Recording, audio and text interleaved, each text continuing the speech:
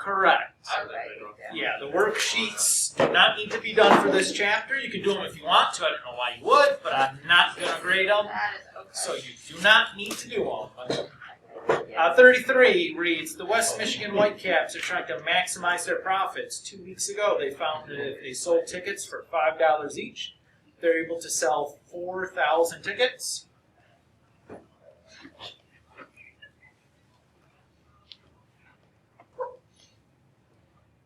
Last week, when they sold them for $8, they sold 3,000 tickets. How much should they sell their tickets for in order to maximize their profits? So, what are we going to do here?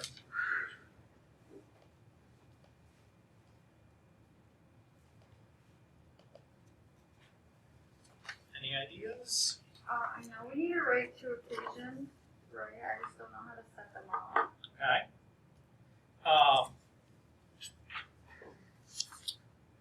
So let's think here for a minute. Let's see, do I remember how to set them up?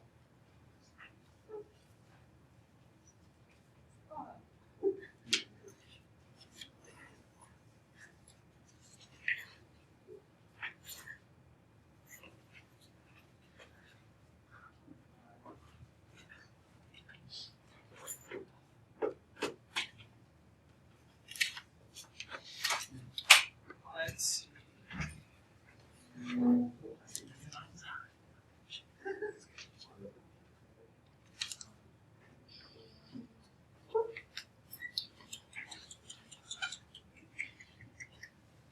Could have asked about 34. That one's way easier. Yeah, I know. That one. The geometry ones, I'm not struggling to come up with the equations for.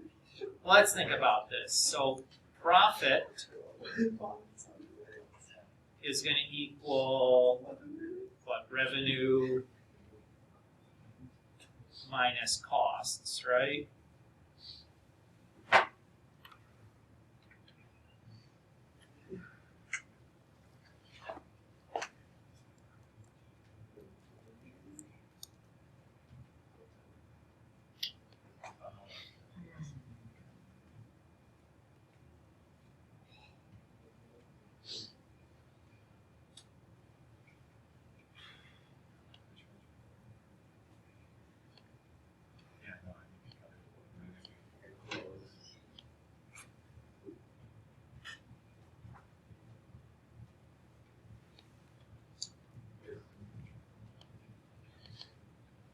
Or the profit is going to equal,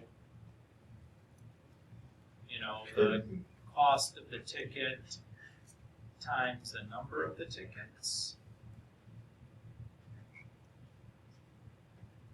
That's the way to think about that.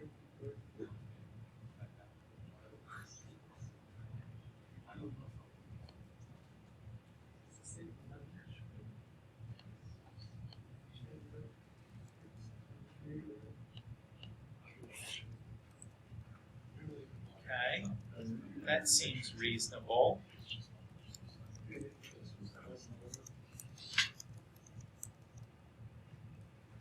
And so like x is going to equal p of x over c of x.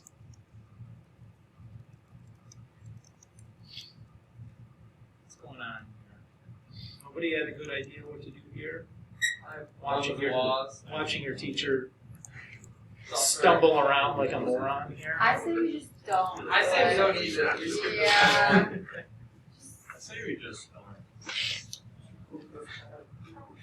Oh, Mr. Coolidge his daughter woke up at midnight, didn't go back to bed till 2 a.m. He's not really operating at maximum function right now. It's me about every day. In my professional opinion, I just say maybe put one like 34 on the test, and we just don't do 33. Yeah. Yeah. Yeah. They don't have to grade it either. Oh, that's great. Just Yeah. Just give me like 2 more minutes, and then I'm gonna give up. Okay, got okay. Don't give up. I agree that there's a give up point here I'll in our start future. timing you. Yeah. The clock's going. Tommy Duo. Get out of the shower. I get sometimes.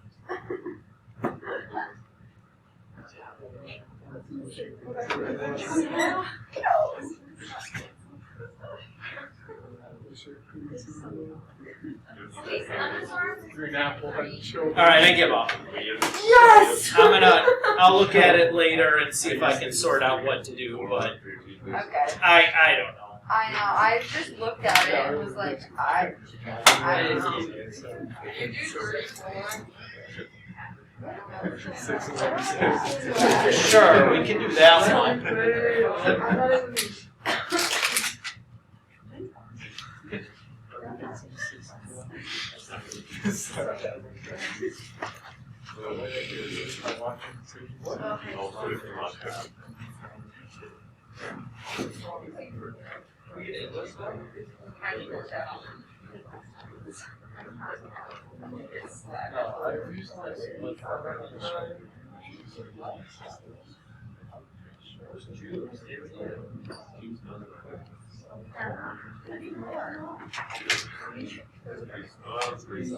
I mean, it's been a little bit oily because the whole thing. Unless it's like my fault, like it's harder to get more. What if? Well, hold on. I just had an idea. Hold on. What if I have an idea here? Okay. It's more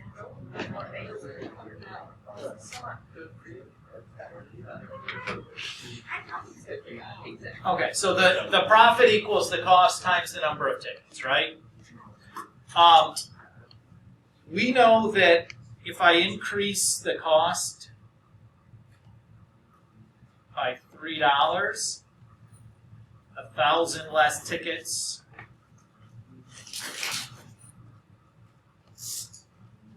Right? We sell 1,000 less tickets. That was given to us in the problem, right? So basically, what it looks like to me is increasing the cost by like $1, and I get like 333.3 less tickets. You buy that? So I could say that 5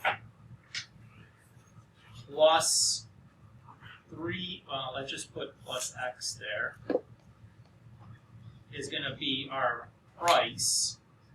So as we're increasing the number of tickets, that's what's happening. And then the number of tickets sold is going to start out at 4,000, but is going to decrease by like 333.3 for every x. And that's going to be like our number of tickets. Let's go and look at the graph of this and see if this comes out to be like a reasonable result here. Did you kind of see what I did there, Amanda? Yeah, but are you like multiplying the two parentheses? Exactly, together? yes. Okay. Because the cost times the number of tickets is going to give us the profit. Exactly right. And I'm going to just write the 333 as 1,000 divided by 3.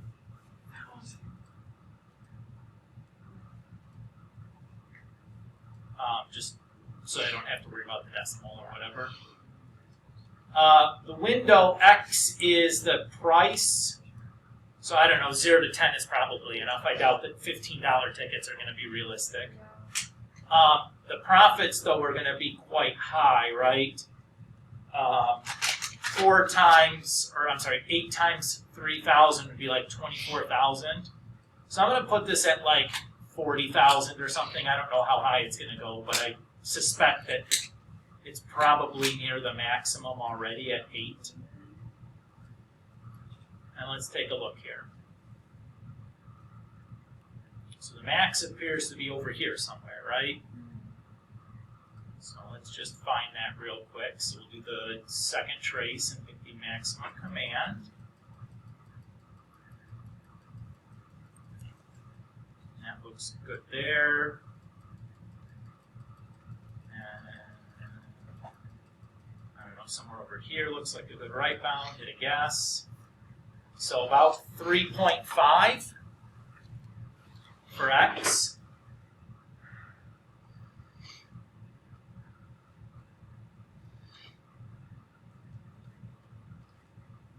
So that would in turn mean about $8.50 per ticket.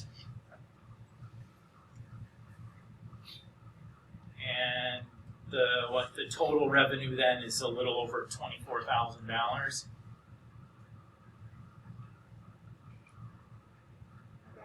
Thank you.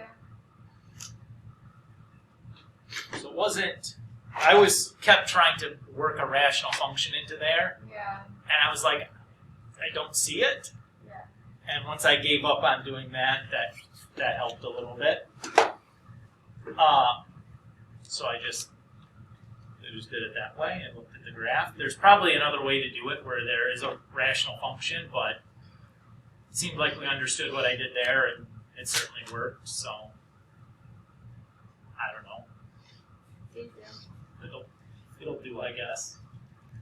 But yeah, I wouldn't put something that difficult on there. It's just not right. You also, did someone say they also wanted to do 24 or 34? Yes. So it's trying to create a tin can to have a volume of 600 centimeters. So the volume, a tin can is a cylinder, right? Yeah. So the volume for a cylinder is the area of the base, which is a circle, times the height. And then the least amount of tin you can use, so we're looking for there is surface area. So you have the top and bottoms, which is two circles, plus the sides, which we call the lateral surface area, which is the circumference of the base, so 2 pi r times the height. So these were formulas that we talked about in the previous chapter way back at the beginning of the semester. But I'm going to need those. So we want a volume of 60, and I want to minimize then my surface area. So I'm going to solve this for h.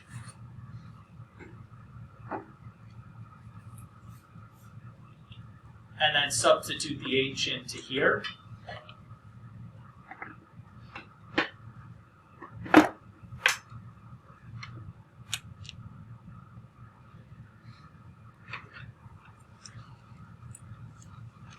Does that feel okay? Everybody?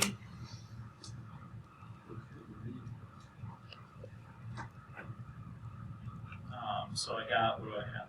120 over r is what's left. When I simplify, and then I'm just going to go to my calculator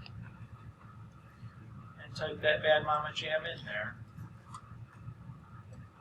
So 2 pi, and instead of r, I'm just going to use x, obviously. X. And again, I don't really know the value for r here, so I'm just going to go, I don't know. I would imagine it's got to be pretty small, because typically things that are like as close to a sphere as possible are going to be your best bet. So if r is 3, that's 27 times pi, which is going to be bigger than 60 already. So I think that 0 to 10 for x is going to be plenty. And I know the surface area, I don't know what it's going to be. I'm just going to put like 200 here, because I think that seems like that'll be sufficient. And if it's not, I can always go and extend my middle out or whatever. But it seems like that'll probably be good. So good enough anyways, because we're looking to minimize, right? So it certainly was less than 200. So I'm just looking for that point. So second and trace, minimum command, left bound. That looks good. Enter. Right bound. That's good. Enter. Guess. Now I get 2.12 as my value for R.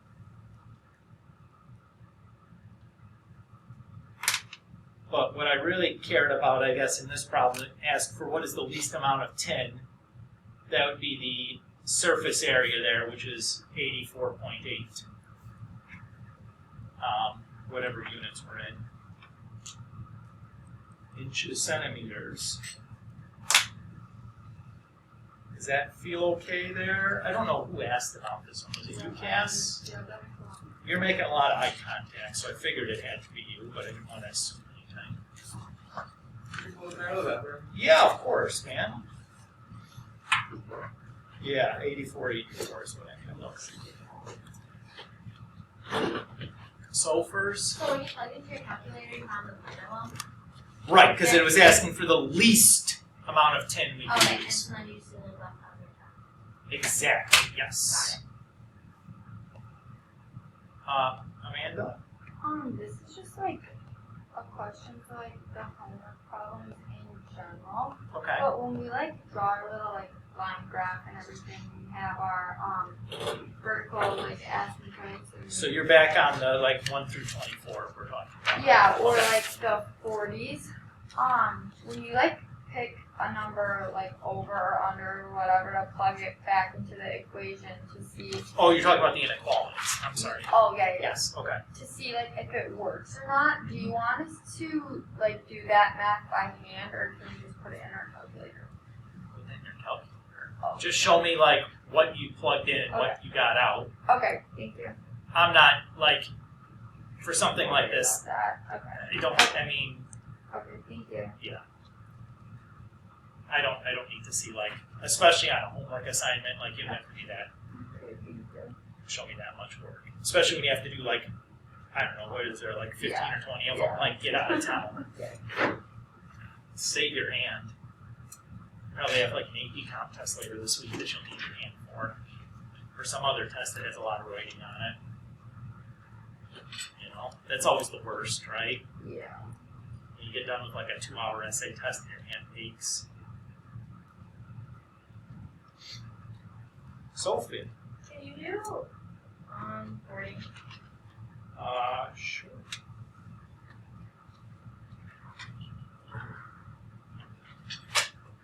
So here we're asked to solve the inequality.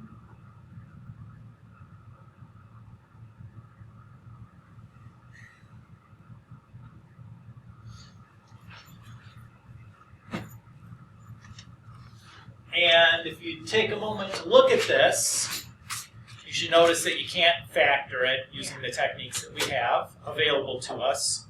So we're going to have to use like the synthetic division stuff that we did in the previous chapter. So my possible rational zeros that I'm going to be looking for when I graph it are just going to be plus or minus 1, 3, and 9. So I'm going to look at the graph and see if any of those look good. Back in my day, before you had graphing calculators, you just kind of guessed, which was lovely. You just did a lot of synthetic divisions because you didn't really know. You just had to kind of guess at it. How much fun does that sound, guys? Right? Don't you wish you grew up in like the 90s? And you didn't have access to graphing calculators. I think the TI-82 was actually released by then, but nobody really had one. So it looks like -1 for sure, and then, well, I'm going to take a closer look. Let's do -1 to like 4 there. And I'm going to get a little bit closer, just do like -2 to 2. Okay, so -1 looks pretty good. And then maybe that's a bounce at 3. So let's do the -1.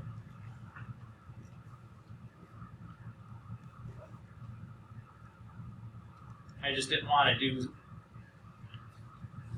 one of these wrong and then have to be like, uh-oh, what's going on? there was really must have been decimals. I just didn't zoom in enough. And even at this point, I don't even need that because I know x squared minus 6x plus 9 equals 0. I can factor that part. So I get 3. So -1 and 3. And since this isn't or equal to, when I draw my number line, I'm going to use filled in circles because it's or equal to. And then I'll just pick a value over here, maybe -2, value in here, maybe 0, and a value over here, maybe 4. That's supposed to be a 1.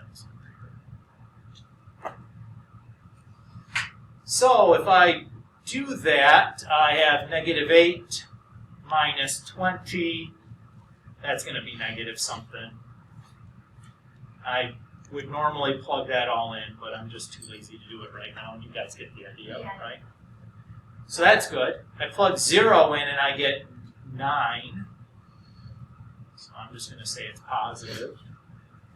And I plug 4 in and I get 64 minus 80 is what? -16 plus 12 plus, that's another positive.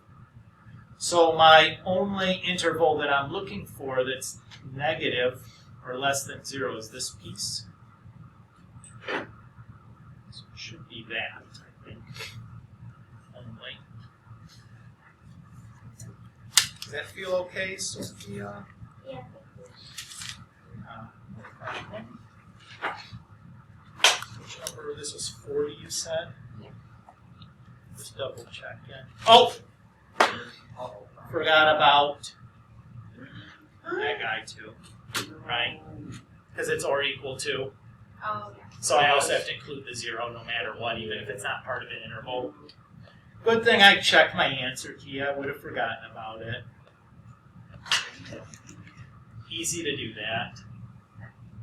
Okie dokie.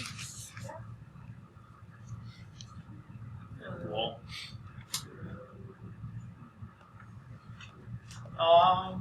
Yes. 50 seconds. Sure. All these story prompts, everybody has a hard time.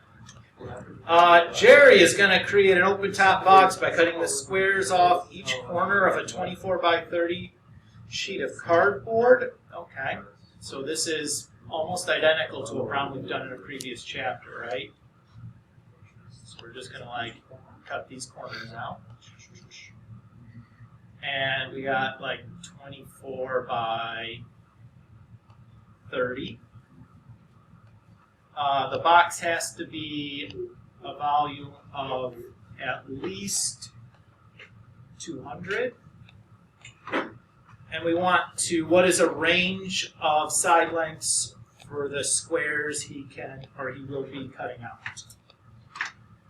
Okay. So this is, let's say that the length of these squares is x, because we don't know what it is. That makes this side 30 minus 2x, and this side 24 minus 2x.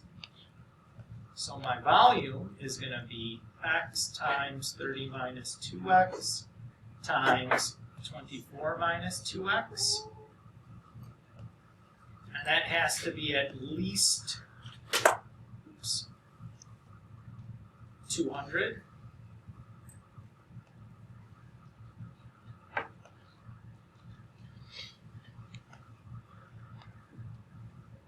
So far, so good. I'm just going to subtract that over, the 200 over.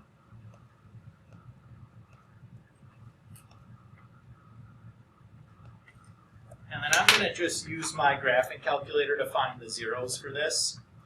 I know this is a polynomial, so I know that there's no asymptotes to worry about, so I'm just going to use it to find my zeros, so I don't have to FOIL the thing out and then try to use the quadratic formula. Or sorry, factor that in cubic, because, well, I'm not even guaranteed that it's going to be one of those that I can factor by hand. It might just give me crummy decimals, you know. Yeah. So I'm just going to avoid having to do that. The But don't forget about the minus 200 at the end, right? It's easy to forget to do that. My values for x, well, I know x can't be bigger than 20 or bigger than 12, because if it is, it would take this entire side between the two x's. So I know it's going to be somewhere, but any x-intercepts are going to be somewhere in there. And I don't really care what the volume is. So I just need to be able to see where it's crossing the x-axis. So I'm just going to pick a negative number and a positive number and just be happy with that. So I got one right away here and then one way over there. So I just need those two x-intercepts, and I'm glad that I've decided to do it this way. Well, because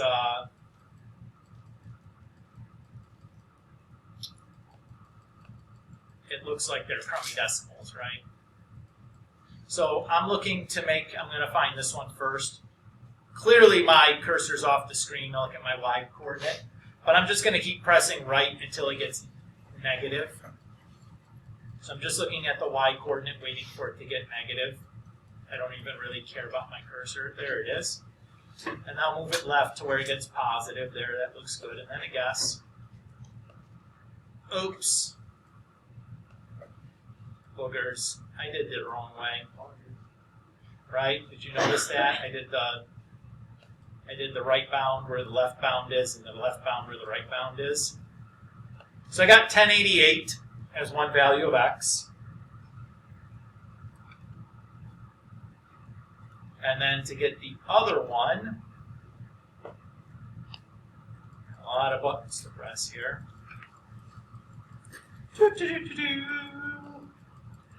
Just again, I'm watching my y coordinate, just waiting for it to get negative. It's finally getting smaller, so that's a good sign. Oh, there we go. That's good enough. Press enter. Right bound, move it till it's positive again. Oh, positive, press enter. And I got 0.29.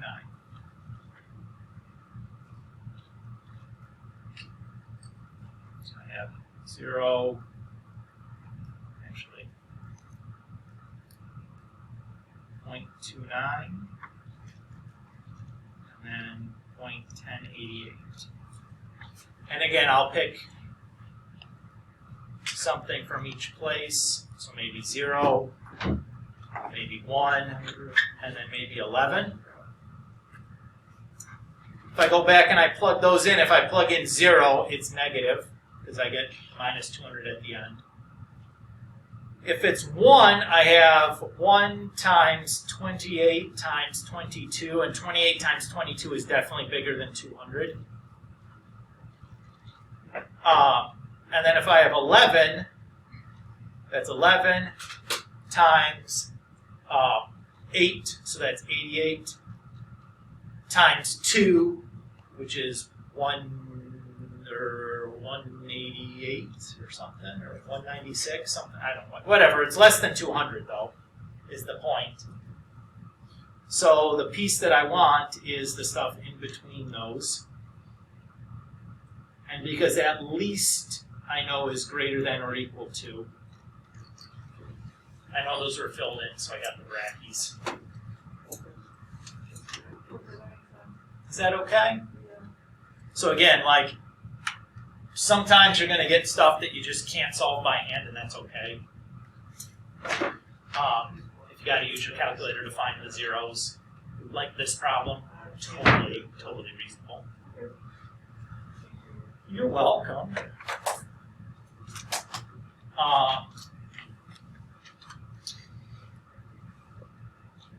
How's everybody else doing on this? We got some more questions? Are we okay? I got a quick one.